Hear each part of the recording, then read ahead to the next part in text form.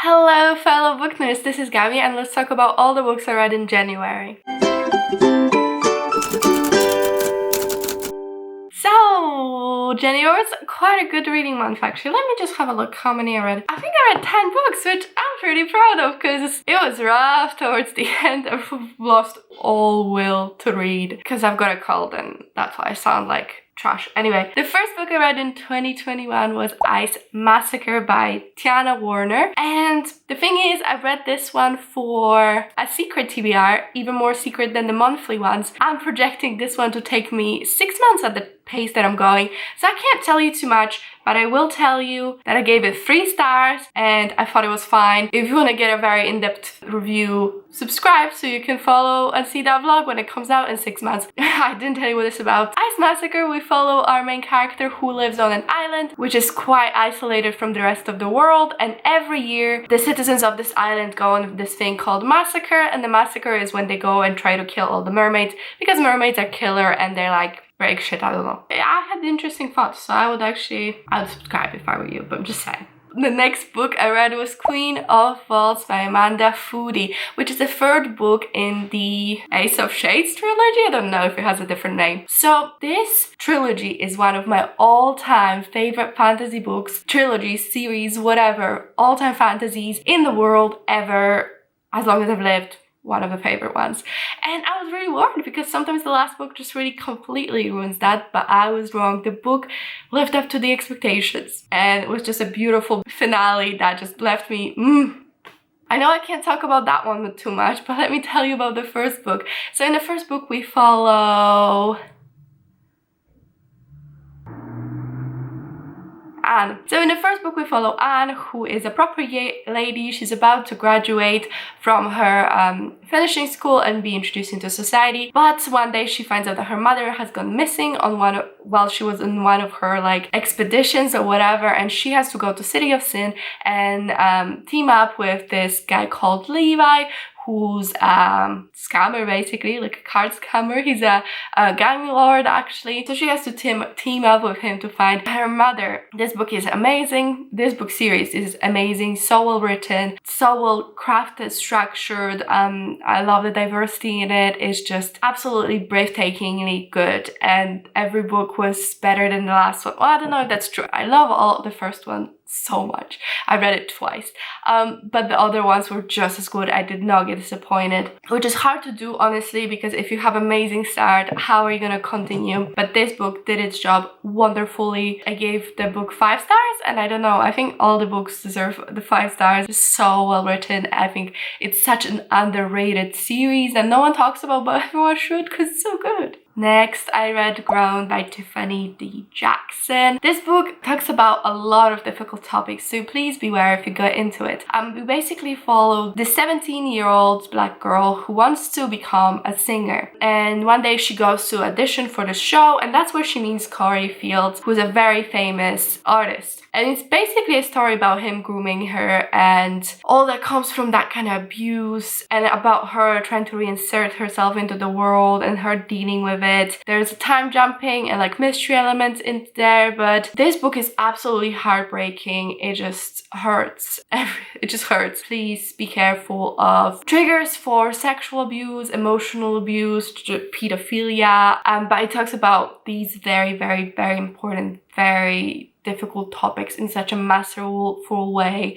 I read it as an audiobook. Honestly, the performance of the audiobook narrator was just breathtaking. She sounded just perfect for this role. What I really liked is that she had a very young sounding voice, which really exacerbated the fact that the main character is so young, and even though she's 17, she doesn't know better and is the man who should know better. Honestly, there's nothing I disliked about this book. There was a point where I thought I would dislike. There was a trope that I thought it was gonna do, and then it completely just flipped the trope on its head and just did such a masterful job of discussing this. And I think this will be on my best books of 2021. I honestly loved it so much. It's a 5-star read for me. I would highly recommend it if the subject of grooming is something that you feel like you're not maybe well versed in or something you don't understand. I think this is a very great portrayal of what can happen to pretty much anyone and how these abuses operate. So honestly, such an important book. But again, please beware, it's very, very hard. Even for someone without that being triggering to them, it was still kind of hard to read, and it definitely made an impression, but important nevertheless. Now we get into books that have a dedicated vlog, so you can just watch that. The next book I read was Legendborn by Tracy Deonn. So this book is kind of an Arthurian retelling, but you don't really need to know the myth of Arthur to appreciate the book. I personally really like the myths, and I'm really interested in it. But we basically follow a main character, Bree, who has recently lost her mother, and she goes to this like pre-university program at university to kind of prepare her for university, I guess. I think it makes it a bit easier to get into the actual university. So she goes there with her best friend, and that's where she finds out there's this whole world of supernatural occurrences, there's demons, there's this whole Arthurian society. I really enjoyed this book. I think it was a really well constructed urban fantasy, which I don't read of too much, but sometimes something will grab you so much, and it just gave me so much nostalgia for when I used to read a lot of urban fantasy back in like City of Bones days, you know. So I actually quite enjoyed the sprinkle of nostalgia there. But the book itself, I think, was beautifully written. It was definitely an exploration of grief, which the author talked about in the author's note, that the author herself has lost her mother. So this was really like an exploration of that, and I thought that was really well done, really well handled.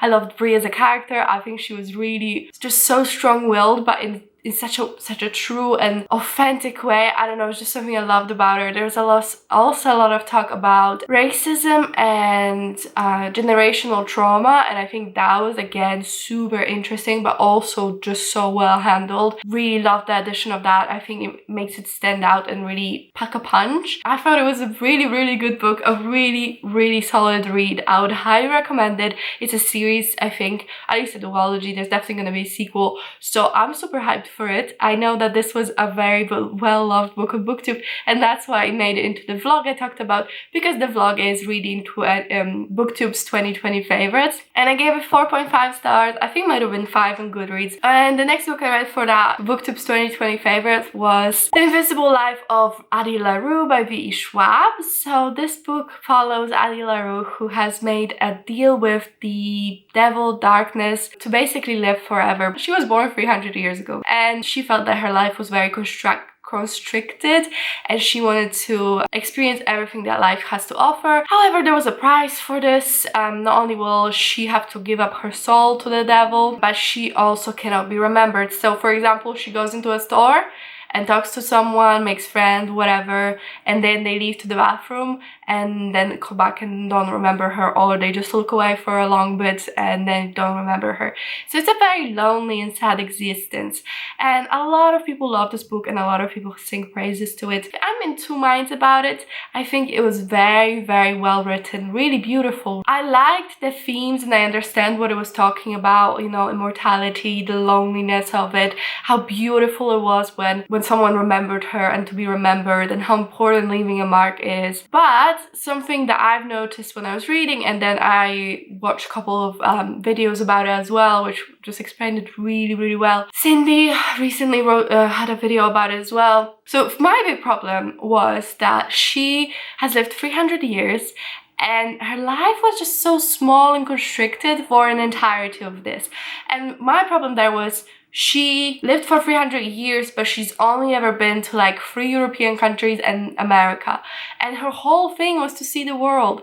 See, that's where the disconnect was in my mind, because she wanted to live her life to the fullest, and then given the chance, she had just such small horizons. It was kind of depressing. So that was something I noticed, and that really bothered me, because I feel like there was so much room for her to explore different continents, go to Asia, Africa, Middle East, South America instead of North. Just like see different things and expand her horizons and meet interesting people. She didn't even in passing mention that she visited any of these places.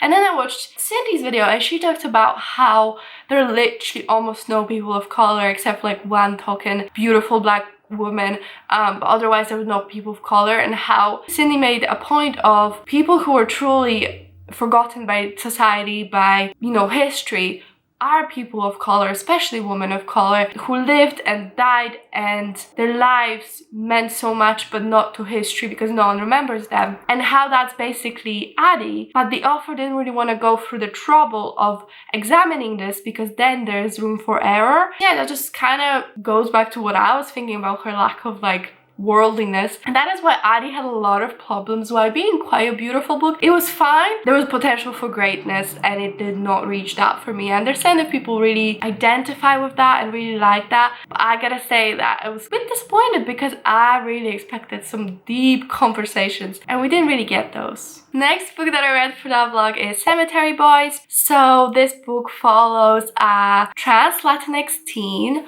who is a member of Brujex, and Brujex are kind of people with roots from Latin or South America. It's kind of like a religion, but not really. But anyway, they have magical powers, and men in this society, let's call it, can like bring ghosts back, well, not back to life, but like bring ghosts out and like release souls and fight like runaway ghosts, whatever. And then women have healing power. And because our main character was designated female at birth but is a trans boy, his community has a bit of a hard time seeing where he fits in, as he does their community doesn't think that he can go with the male ceremony to become a bruja, I don't remember, to become the male bruja, but he doesn't want to go with the female ceremony because he's a boy. That's an interesting part of it. And then he, by mistakes, brings a ghost out and has to deal with that. It's a really cute boy loves boy romance, and I loved it. I really did. I mean, this was a really good reading vlog. So what I particularly liked about Cemetery Boys was the culture presented. I just loved seeing Dia dos Muertos, quinceañeras, how all that played into the magic. It just transported me into this whole new world. I absolutely thought it was done brilliantly. The writing was really good. The story was engaging, if a little bit predictable, but even though it was still very emotional and beautiful, and I just loved seeing a book by a trans author about a trans character read by a trans narrator, because I listened to the audiobook. So it was just a super cool experience. And yeah, I loved the culture, and the world building was really impeccable. So I gave it 4 stars. I would highly recommend it. If you wanted to get my really full in-depth thoughts as I go, please check out that vlog.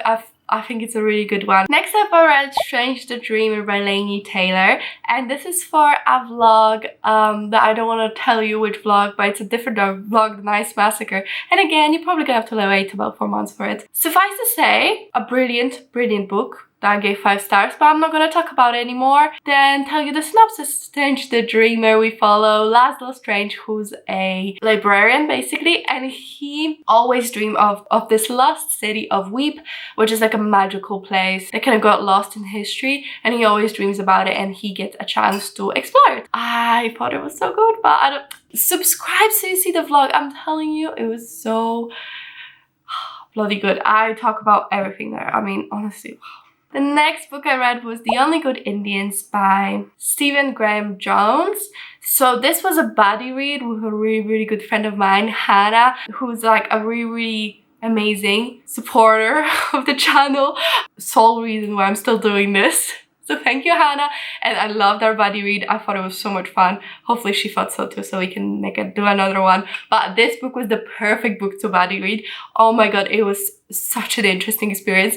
So The Only Good Indians, we follow a group of friends that kind of got out of touch. They used to live together on a reservation because they're Native Americans, but life kind of took most of them in a different direction. Many years ago, there was this hunt that went kind of wrong, and something happened on it that's been hunting some people more than others, admittedly.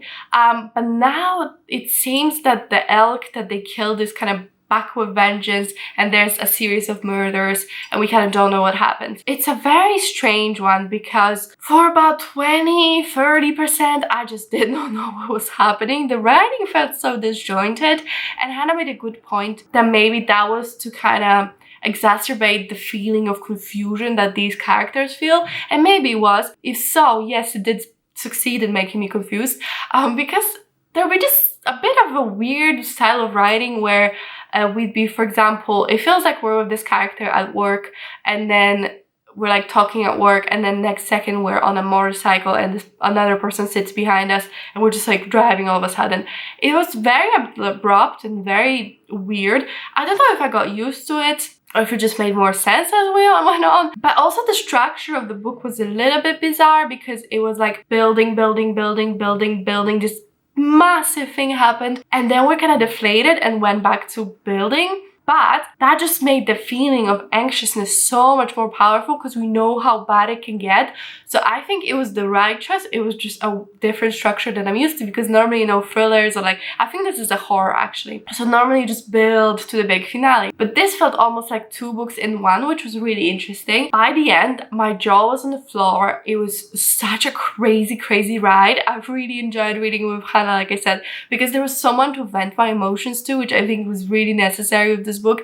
So if you think about reading it, I would like get myself a friend and like be like, what the hell, man, what just happened? There's a couple things that I was like, I don't understand how that happened, but it still was really good. I think I gave it 4 stars. It was really an interesting book by a Native American author, which I have not read very many. If you guys know of any other books by Native American authors, please let me know in the comments, because I'm really interested. And also horror, I don't read much horror. I know this author also did some other horror, so I might want to check that out and see how the writing is there. But yeah, really good book. I would highly recommend it, and thank you to Hannah for reading it with me. Penultimate book is Lore by Alexandra Bracken.